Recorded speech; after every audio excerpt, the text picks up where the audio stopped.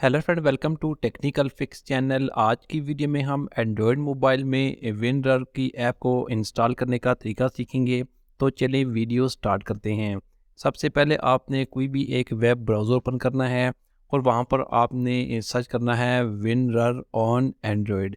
विनरर on android search करने के बाद आप यहां से इसकी जो वेबसाइट है उसे ओपन करें। यहाँ से वेबसाइट ओपन करने के बाद आपने यहाँ पर थोड़ा-सा स्क्रॉल डाउन करना है और नीचे आपको गूगल प्ले का एक ऑप्शन मिलेगा। आपने यहाँ से गूगल प्ले पर क्लिक करके इसे ओपन करना है, तो ये आपको रीडायरेक्ट कर देगा गूगल प्ले स्टोर पर।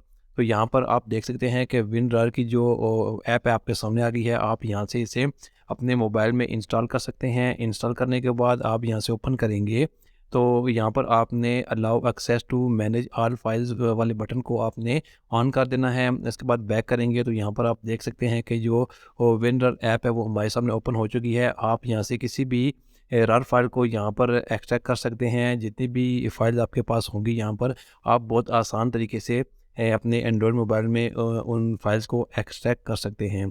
तो आप इस तरह से विनरर को एंड्रॉयड मोबाइल में बहुत आसान और सिंपल तरीके से इंस्टॉल कर सकते हैं। Thanks for watching this video.